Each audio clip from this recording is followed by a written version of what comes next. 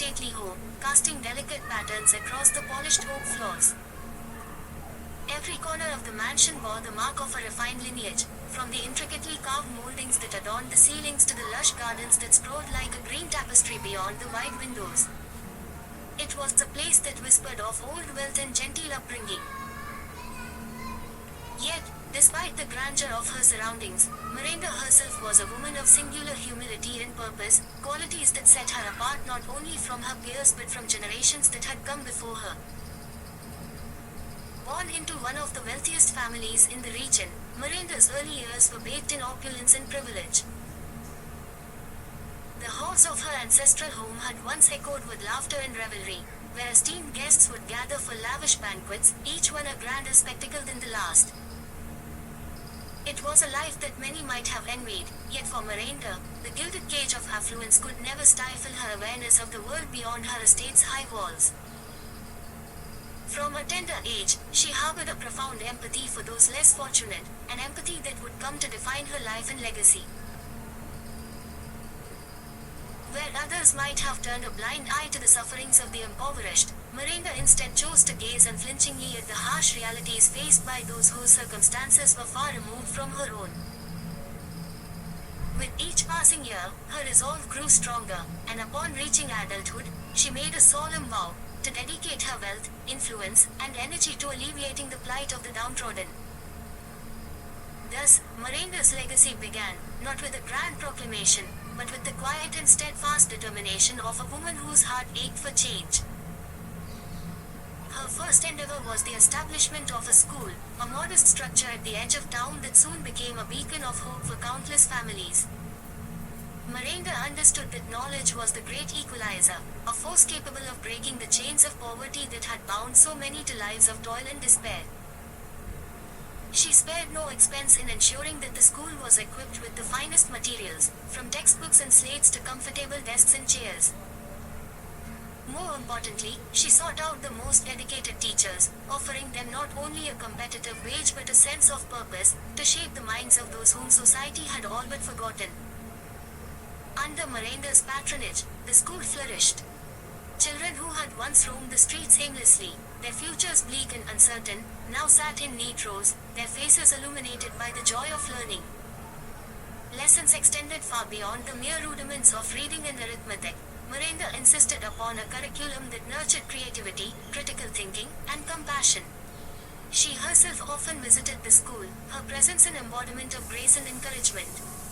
The children adored her, and she knew each of them by name, taking a personal interest in their dreams and ambitions. But education, as vital as it was, could not fill empty bellies. Miranda soon realized that hunger was a barrier as formidable as any lack of opportunity. Thus, she established a feeding program that operated in tandem with the school. Every morning, the enticing aroma of freshly baked bread and warm porridge wafted through the air, welcoming the children as they arrived. The food, prepared with care and nutrition in mind, ensured that no child would be distracted by pangs of hunger during their studies. It was a simple gesture, yet its impact was profound. For many, it was the first time they had experienced regular, wholesome meals, and the change in their demeanor was palpable. In the broader community, Miranda's efforts did not go unnoticed. Word of her generosity spread like wildfire, and people began to look upon her not merely as a benefactor, but as a guardian angel. The admiration she garnered was not the fawning adulation reserved for the wealthy, but a deep and abiding respect rooted in genuine gratitude. She had given the people something far more valuable than money, she had given them hope. Encouraged by the success of her school and feeding program, Miranda turned her attention to the plight of the adults who, day after day, labored under the harshest conditions to earn a pittance. Employment opportunities were scarce, and those that existed often paid wages so meager that they barely covered the cost of subsistence. Determined to address this, Miranda set up workshops and small enterprises that provided training and fair employment to those in need. The work was varied. Some learned the craft of weaving, producing exquisite textiles that found their way to markets far and wide. Others honed skills in carpentry or metalwork, creating goods of such quality that they became sought after by even the wealthiest patrons. Through these ventures, Miranda did more than merely provide jobs. She instilled a sense of dignity and pride in those who had long been denied both. The workers were no longer faceless laborers, lost amidst the crowd. They were artisans, craftsmen, and women whose talents were recognized and valued. They took pride in their work, knowing that each piece they crafted was not just a means of sustenance, but a testament to their skill and perseverance. The transformative effect of Miranda's initiatives rippled through the community. Families that had once struggled to make ends meet now found themselves able to save a little each month, to afford modest comforts that had previously been beyond their reach. Children who attended Miranda's school returned home each day with new ideas and aspirations, inspiring their parents and siblings to believe in a brighter future. Even the atmosphere in the streets changed. Where once there had been a pervasive sense of despondency, now there was a hum of activity and purpose. Despite the accolades and recognition that came her way, Miranda remained as unassuming as ever. To her, the true measure of success was not in the praise she received, but in the lives she touched and uplifted. She often deflected the gratitude directed towards her, insisting that she was merely doing what any decent human being should. For Miranda, charity was not an act of condescension, but an expression of shared humanity. Yet, it was impossible to ignore the sheer scale of her contributions. She had not merely dispensed alms or made token gestures of goodwill. Instead, she had woven herself into the very fabric of the community, becoming an indispensable part of its identity.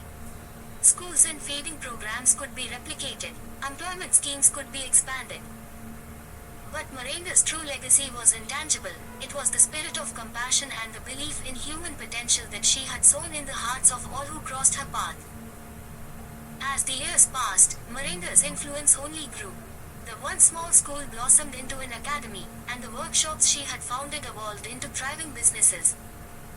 Her endeavors began to attract the attention of philanthropists and reformers from distant lands, all of whom came to witness for themselves the miraculous transformation she had wrought.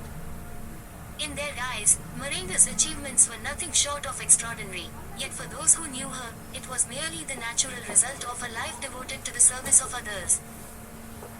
Miranda's legacy, like the roots of an ancient tree, had sunk deep into the soil of the community. Long after she had retired from her active role, the institutions she had established continued to thrive, bearing fruit in ways she could scarcely have imagined. And though time would one day erase her name from memory, the seeds of hope and change she had planted would endure, carried forward by the countless lives she had touched, each one a testament to the power of compassion and the enduring legacy of a remarkable woman. Chapter 2. A Heart Forgotten. The grand chandeliers of Miranda's estate glistened softly, casting a pale, almost melancholic light upon the polished mahogany floors. Such opulent surroundings were but a mask, a facade concealing the reality of a life steeped in philanthropy yet bereft of personal fulfillment. Her world was one of endless giving, a ceaseless outpouring of kindness and care that had, with the passage of time, become a towering monument to selflessness. And yet, beneath the grandeur of her charitable deeds and the accolades bestowed upon her by a grateful society, there lay an unlit chamber within her heart, a chamber untouched, unseen, and, worst of all, uncherished. Miranda had long reconciled herself to the belief that love, in its truest and most unadulterated form, was an ephemeral experience, fleeting and elusive as the morning mist. She had borne witness to countless unions, celebrated the marriages of friends, acquaintances, and even those whom she barely knew. Each wedding was a reminder of a dream that seemed ever more distant. She stood at the periphery of these celebrations, smiling with gracious sincerity, yet in her solitude, the smile would fade into a sigh as delicate as the rustle of autumn leaves. The merriment of others, though joyful, often echoed as hollowly as the chime of a deserted chapel bell. It was not as if she had never felt the stirrings of affection. There had been moments, brief, flickering moments, when she imagined a different life. A life where her evenings were not consumed by ledgers of charitable accounts, nor her mornings filled with the orchestration of another donation drive or the meticulous planning of a fundraising gala. A life where she might look up from her work to see a pair of kind eyes gazing upon her with a love that was not transactional, not a mere gratitude for her acts of goodwill, but a love that was personal, profound, and tender. But such notions, she told herself, were indulgences, flights of fancy that she, of all people, could ill afford. For Miranda had a sense of duty so deeply ingrained that it seemed to be the very essence of her being. There was always more to be done, more people to be helped, more lives to be touched. To prioritize her own desires seemed a betrayal of her own principles. And so she let those ephemeral thoughts of companionship drift away, like fragile dandelion seeds caught in a summer breeze, their path unpredictable, but always destined to land somewhere far beyond her reach. Yet, in the stillness of the night, when the world outside her window lay swathed in a silken cloak of moonlit tranquility, Miranda could not entirely dismiss the emptiness that settled over her like a fine mist. She had always considered herself fortunate in many ways. Her work brought her in contact with a vast array of people. She had established herself as a beacon of hope and support for those in need. And yet, amidst all these connections, there was no one she could call her own. The isolation was not one of physical solitude, for her days were often bustling with activity. No, it was a loneliness of the spirit, a gnawing sensation that, despite being surrounded by people, she was fundamentally alone. This loneliness was not new, though it had grown more insistent as the years went by. In her youth, there had been suitors, admirers who saw in her a grace and intelligence that drew them like moths to a flame. But even then, she found herself retreating, unwilling to share herself in the way that such relationships demanded. It was not for lack of attraction, but rather an overwhelming fear that to allow someone close would mean bearing her soul and perhaps discovering that she was not, in fact, the paragon of virtue that she appeared to be. And so, she had watched as those suitors drifted away, first with disappointment, then with resignation, and finally with an acceptance that became as much a part of her as the very air she breathed. The years passed, people entered and excited her life. Marriages were made, families formed. She remained a silent observer, ever the well-wisher, ever the bystander. It was easier this way, she reasoned. There was no room for heartbreak if there was no heart to break. But was that truly the case? The question lingered like an unwelcome guest in her thoughts. For all her rationalizations, there were still times when she felt the sharp, poignant pang of what could only be described as longing. Not merely for a lover, but for a kindred spirit, a soul who would understand her not only for what she did, but for who she was beneath the polished veneer of her public persona. She yearned for someone who would see beyond the accolades and the charitable events, someone who would know that Miranda, the real Miranda, was more than the sum of her good deeds. Yet, such a connection seemed as distant as the stars. In her world, people saw her philanthropy and assumed she needed for nothing. How could one want for love, they thought, when one was surrounded by so much admiration? But admiration is not love, and company is not companionship. They did not understand the ache of an unspoken desire, the wistfulness that came with the realization that she had been defined by what she gave rather than by what she truly felt. Thus, she buried herself deeper in her work, throwing herself into project after project, initiative after initiative. Her passion for helping others had become a sanctuary, shielding her from the vulnerability of her own emotions. But as the years unfurled, Miranda could no longer ignore the truth. Philanthropy, for all its virtues, could not fill the void that lay quietly within her. It was a salve, not a cure. So, as she stood by the grand windows of her study, gazing out at the moonlit gardens that stretched out before her estate, she wondered. Was this all there was? Would she forever be the benefactress, the noble, unassailable figure whose purpose was to serve? Or was there a chance, however small, however improbable, that love might yet find its way into her carefully ordered life? These were questions for which she had no answers, and so she let them drift away, as she always did, into the night.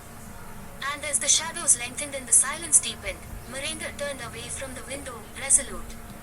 She had chosen this path, and if it was to be a path devoid of love, then so be it. For in the absence of love, there was always purpose.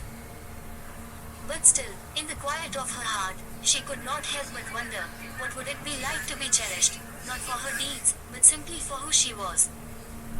Chapter 3, The Mysterious Stranger. The grand ballroom of the Marquis's estate was a spectacle of opulence and elegance, its lofty ceilings adorned with intricate frescoes, where scenes from classical mythology unfolded amidst a palette of gold and azure. The room was illuminated by magnificent crystal chandeliers that cast a soft, incandescent glow, as though the very heavens themselves had descended to bestow their light upon the esteemed gathering below. There, in the midst of this splendor, stood Miranda, the hostess of the evening, radiating an aura of grace and poise that drew the admiration of all. The occasion, a charitable soiree held to raise funds for the underprivileged, was one of many such events organized by Miranda. It was no mere spectacle of wealth, rather, it was a manifestation of her profound compassion and unwavering commitment to those who were often forgotten by society. In a world where the fortunate often turned a blind eye to the plights of the less fortunate, she shone like a beacon of hope, a true embodiment of altruism. Attendees milled about, clad in luxurious silks and satins, conversing in dulcet tones. Laughter punctuated the low hum of conversation, and the rustle of gowns sweeping against the polished marble floors was like the whisper of waves against a distant shore. Yet, despite the gaiety of the atmosphere, Miranda's thoughts were focused on the cause she championed. Her heart swelled with an earnest desire to make a difference, to be a force of change in a world that, too often, remained stagnant in its prejudices and apathy. As she moved through the crowd, her presence was like a breath of fresh air, and many turned to offer her their gratitude and praise. But amidst the throngs of familiar faces, lords and ladies, esteemed guests and wealthy benefactors, one figure stood apart. He was a stranger, his countenance unfamiliar, yet there was something arresting about his demeanor that commanded attention. Tall and distinguished, with an air of quiet confidence, he observed the proceedings with a gaze that was both curious and contemplative. His attire, though impeccably tailored, was unostentatious, suggesting a man of considerable means who did not feel the need to flaunt his wealth. His eyes, a piercing shade of grey, seemed to see through the veneer of the evening's festivities, as though searching for something beyond the surface. It was not long before their paths crossed. As Miranda concluded a conversation with an elderly duchess, she turned to find the stranger standing before her. For a moment, there was silence, an unspoken recognition passing between them as if the universe itself had conspired to bring them together. "Good evening, my lady," he began, his voice low and resonant, carrying a hint of a northern accent. "Permit me to introduce myself. I am Alaric, recently returned from the continent." He offered a polite bow, his gaze never wavering from hers. "Good evening, Mr. Alaric," Miranda replied, inclining her head with a gracious smile. "It is a pleasure to make your acquaintance. I trust you are finding the evening agreeable." Quote. "Indeed, it is most agreeable," he replied. "Yet I must confess, it is not the splendor of the setting nor the caliber of the company that has truly captivated my attention this evening." His gaze softened, and there was a sincerity in his expression that took Miranda by surprise. "Rather, it is the cause itself that I find most compelling. To see one of your standing so devoted to the welfare of others is both rare and admirable." Quote. Miranda regarded him with a mixture of curiosity and intrigue. It was not uncommon for guests to express admiration for her efforts, but there was something different about this man. His words, though courteous, carried a weight that suggested a genuine interest, a depth of understanding that went beyond mere pleasantries. "You flatter me, Mr. Alaric," she replied, her tone measured. "But it is not admiration I seek. There is much work to be done, and I fear that the struggles of those in need are too often overshadowed by the comforts of our own lives." Quote. Alaric nodded thoughtfully. "That is precisely what drew me to speak with you, Lady Miranda. I, too, am no stranger to the disparities that exist in our society. Though my circumstances have afforded me privilege, I am not blind to the suffering of others. It is a cause I have long wished to support, but I have yet to find an endeavor as noble and as steadfast as yours." Quote. His words were spoken with such earnestness that Miranda found herself momentarily at a loss for words. Here was a man who, despite his wealth and status, seemed genuinely moved by the plight of those less fortunate. There was no trace of condescension or superficiality in his manner. Instead, there was a quiet determination, a shared sense of purpose that resonated deeply within her. What is it, then, that you seek, Mr. Alaric? She asked, her gaze steady as she met his eyes. Many speak of charity and goodwill, yet few are willing to act upon their convictions. Quote. A faint smile touched his lips. I seek only to lend my support, in whatever capacity you deem fit. I am well aware that words alone are insufficient. I would wish to understand your vision and, if possible, contribute to its realization. Quote. Miranda considered him for a moment longer.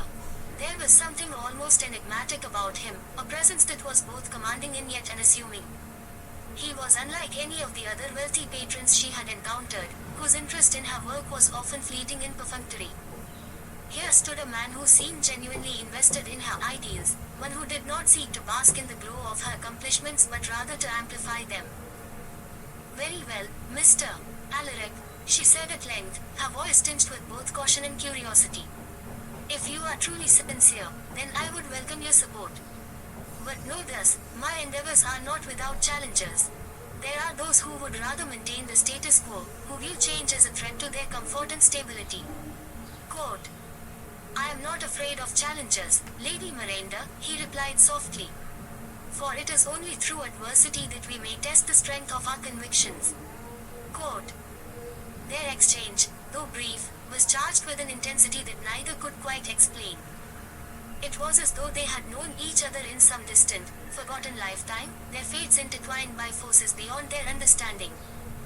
And as they spoke, an unspoken bond began to form, a connection that would shape the course of their lives in ways neither could foresee.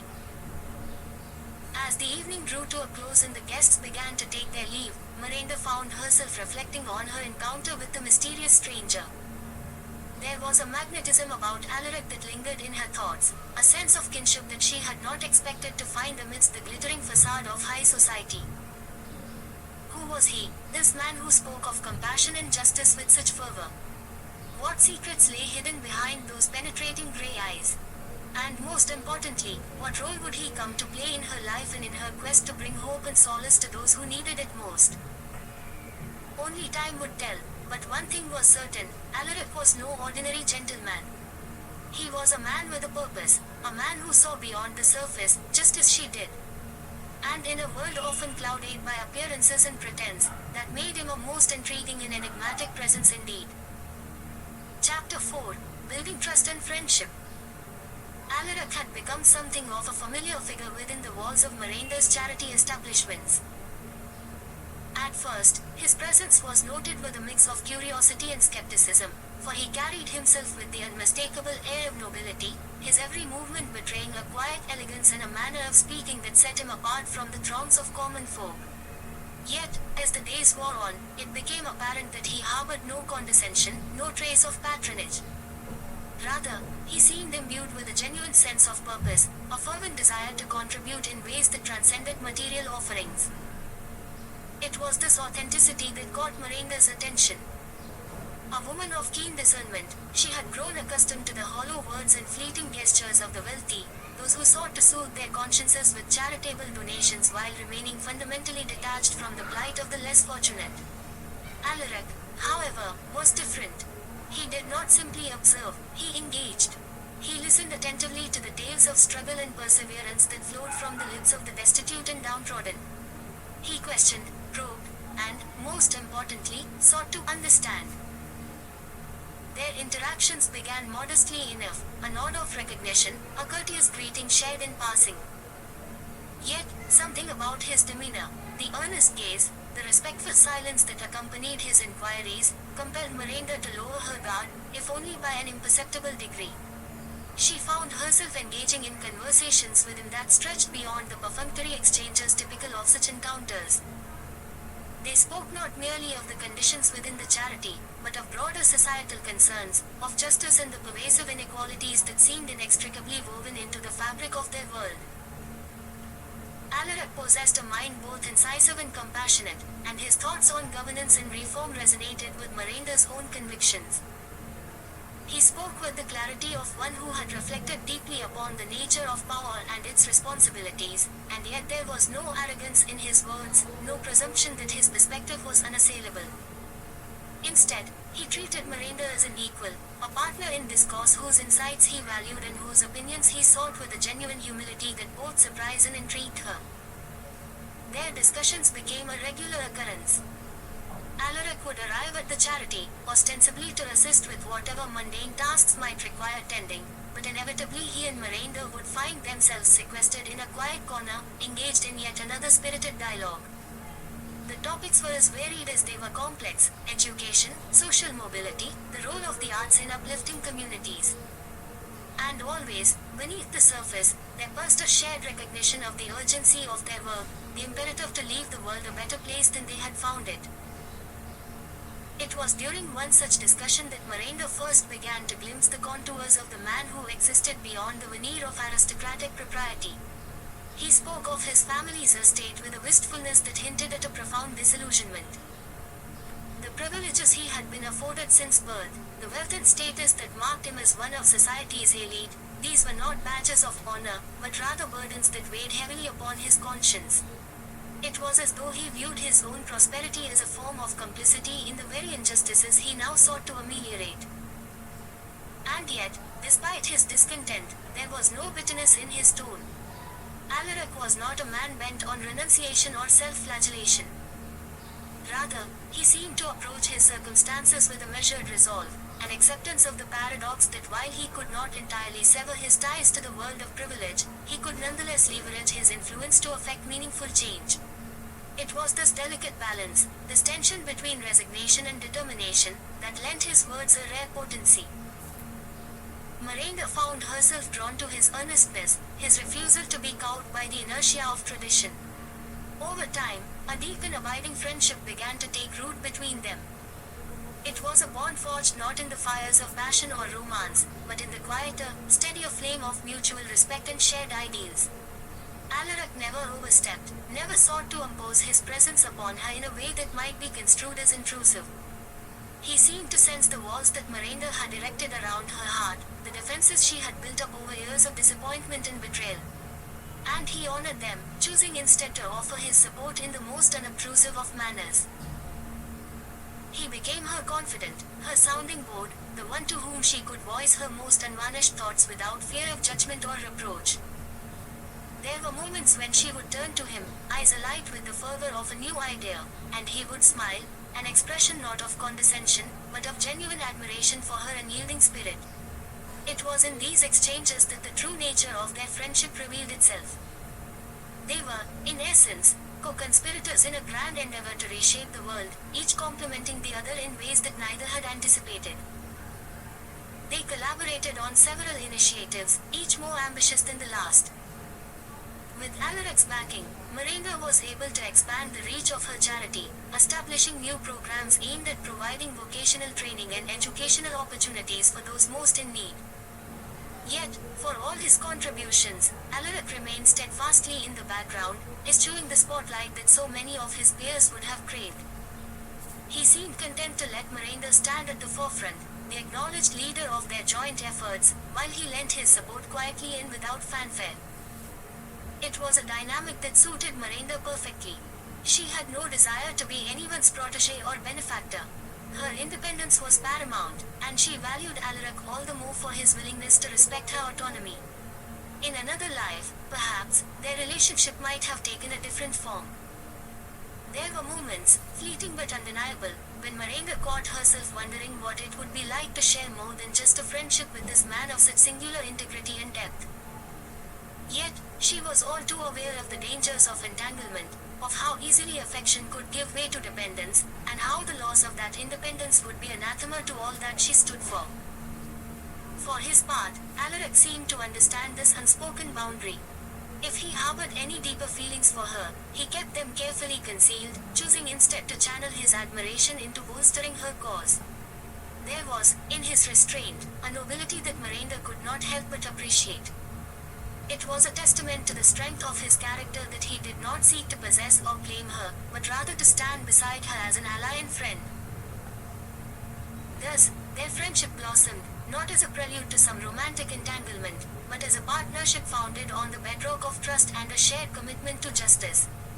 Together, they became a force to be reckoned with, their combined influence lending weight to the causes they championed. And in time, as the fruits of their labors began to manifest in tangible improvements within the community, they came to be regarded not merely as benefactors, but as visionaries whose dedication and selflessness served as an example to all. And so it was that Alaric, the nobleman who had once seemed so out of place amidst the humble environs of Miranda's charity, found himself a trusted, confident and valued friend. His feelings, whatever they might have been, remained unspoken, for he knew that true friendship, like justice itself, could not be forced or contrived. It could only be built, painstakingly, through countless acts of kindness, understanding, and respect, just as they had built theirs, one conversation at a time. Chapter 5. The Awakening. The air within the lofty halls of the St. Cuthbert Charitable Institution hung thick with an acrid blend of fear and anticipation.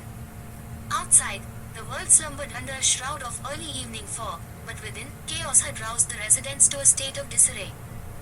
The sharp clang of metal gurneys against linoleum floors reverberated through the corridors, where shadows twisted ominously in the flickering light of gas lamps. Miranda's breath hitched as she wove through the narrow passageways, her slender fingers trailing absent-mindedly along the stone walls for support. A sudden surge of bodies moving past her caused her to step aside, her heartbeat quickening with each heavy tread that pounded against the ground.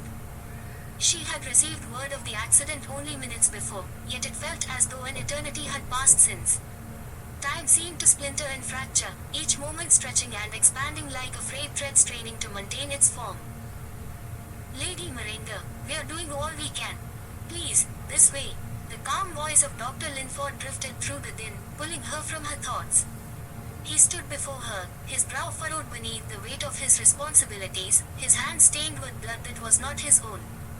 Though his face betrayed no hint of panic, his eyes carried the haunted gaze of one who had witnessed too many tragedies. What happened? She managed to ask, though the words emerged as little more than a breathless whisper. Who was hurt? Quote. The West Wing collapsed under the weight of the storm. The infirmary was full at the time, he replied gravely, each word steeped in regret. Several residents are trapped beneath the rubble. We are working to get them out, but... He paused, glancing over his shoulder as a fresh wave of shouts erupted from the direction of the infirmary. Miranda did not wait for him to continue. She stepped past him, skirts rustling softly as she strode forward, her mind racing with possibilities too dreadful to articulate. The scene that greeted her in the infirmary was one of pandemonium. The roof of the western wall had indeed given way, jagged beams protruding through the gaping maw of broken stone and shattered glass.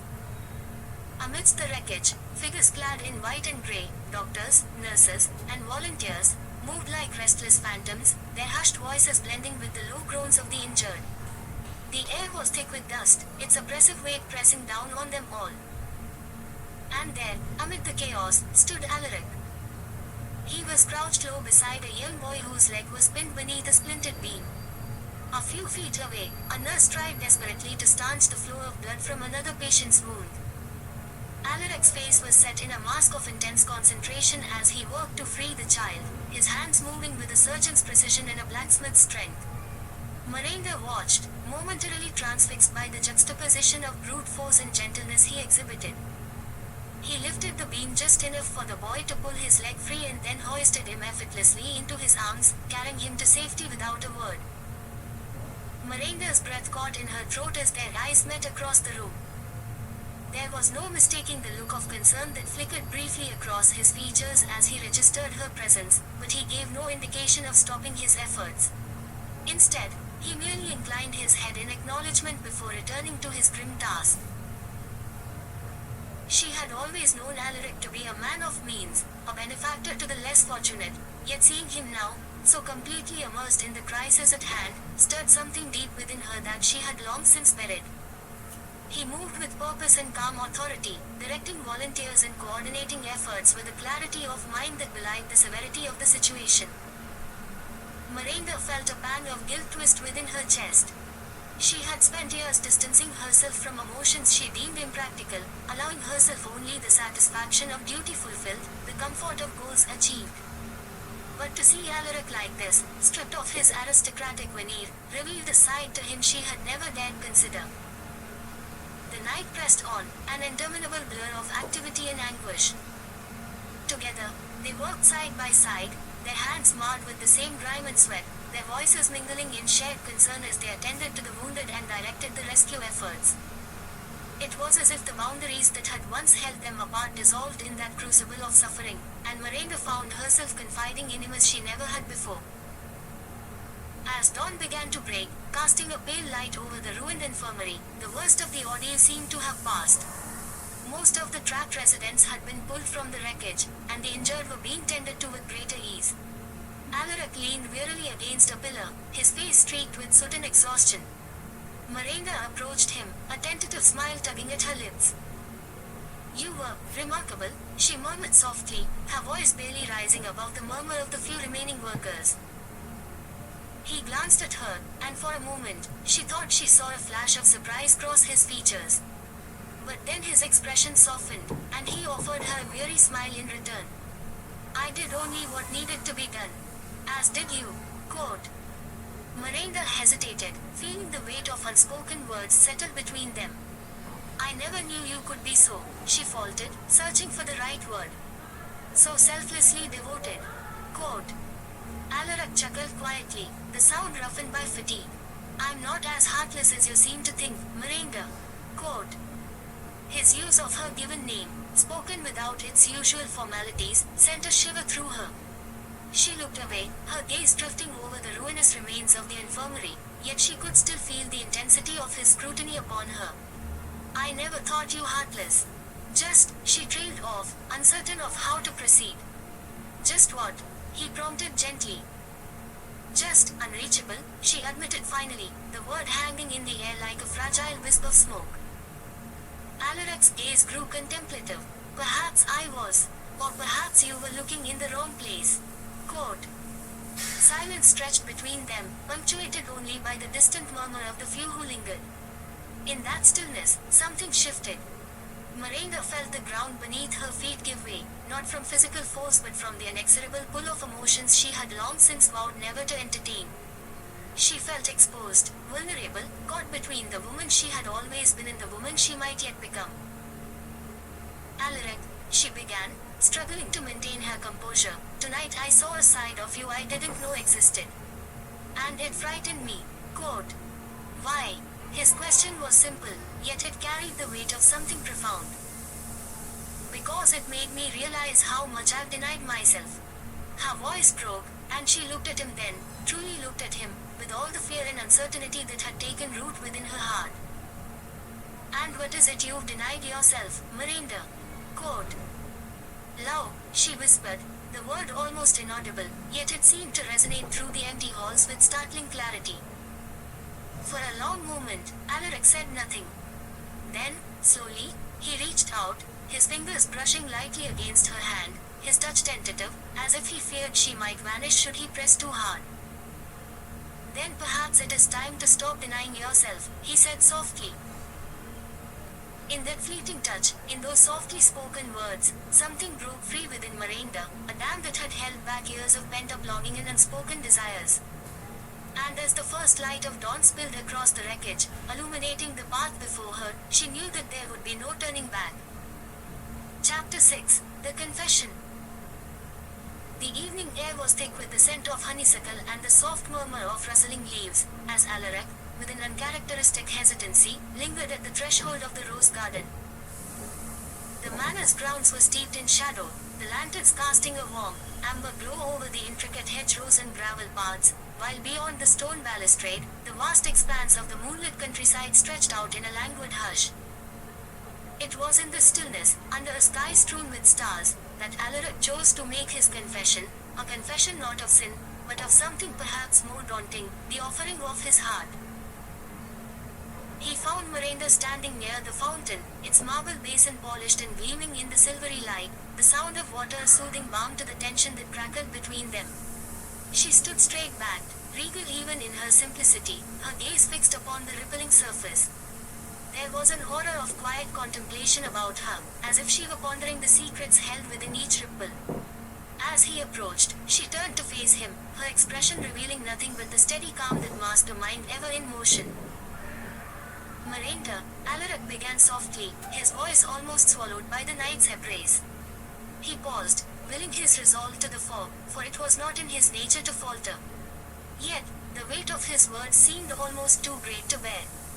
I must speak plainly, if you will permit me. Quote. Her eyes, deep and luminous, held his with a gaze that spoke of intellect and fortitude. You may speak as plainly as you wish, Alaric. Your need enshroud your words in hesitation. Quote. He took a step closer, his figure framed by the wisteria-laden trellis, the bloom-laden vines cascading around him like nature's own adornment. He did not look away from her, for he wished her to see the sincerity that lay within him, the unvarnished truth he had come to lay bare. You know well enough of my lineage and the weight it carries, he continued, each word measured and deliberate. I have never wanted for material things, wealth, land, power. These have been the currency of my world, the currency that defines men's worth in the eyes of society. But none of these things hold value in your eyes. I understand that now. He inclined his head slightly, his gaze softening as he beheld her, a figure at once delicate and indomitable. And it is because of this understanding that I cannot offer you what would be deemed customary by those of our station. Quote. Miranda's brow furrowed slightly, a flicker of something unreadable passing over her features. I have never asked for your wealth, Alaric. Nor your power. You should know that. Quote. I do, he replied, his voice a touch firmer, more assured. What I offer is something infinitely more valuable, at least to me. I offer you my partnership, my unwavering support. I have seen the fervor with which you pursue your cause, the depths of your conviction. I know that to stand by you is to embrace a life of challenge and conflict. It is to embrace uncertainty, perhaps even danger. Yet, I find myself willing, no, desirous, of treading that path, if it means being beside you. Quote. There was a silence, then, a silence that seemed to stretch on, filled not with emptiness, but with the echo of unspoken thoughts and emotions. Miranda's gaze never wavered, yet there was a faint tremor in her hand as she placed it upon the cool stone edge of the fountain. You are a difficult man to comprehend, Alaric, she murmured at last, her voice barely above a whisper. Most would consider me an obstacle to their ambitions. Yet you stand here, speaking of partnership. Why? Quote. Because you are not an obstacle, he answered swiftly, an intensity coloring his tone. You are a beacon, Miranda. A beacon that calls for something greater than what the world is content to settle for.